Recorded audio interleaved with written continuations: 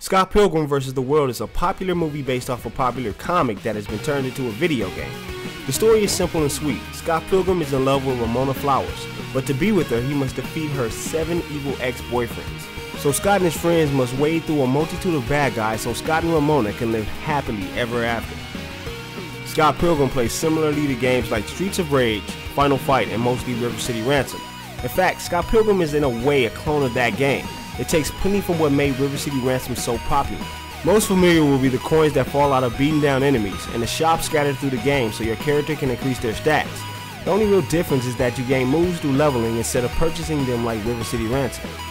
Don't get me wrong, this game isn't a complete clone of River City Ransom. It has its own style of gameplay and a plethora of special moves for each character.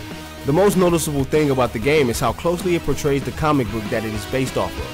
The game is extremely colorful and full of gorgeous locations to fight through. In fact, the most impressive scenes in the game are the small cutscenes that show off the different assortment of bosses.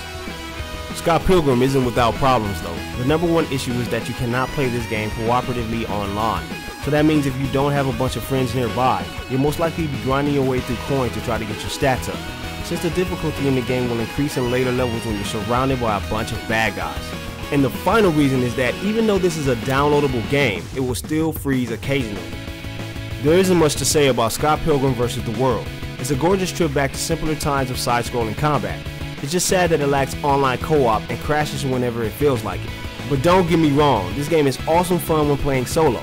So if you can gather 3 friends to sit in your living room with you and throw down, you're going to have one hell of a time. So Scott Pilgrim receives a B from Half-Ass Gaming. It's just $10 on the PlayStation Network and releases August 25th for the 360.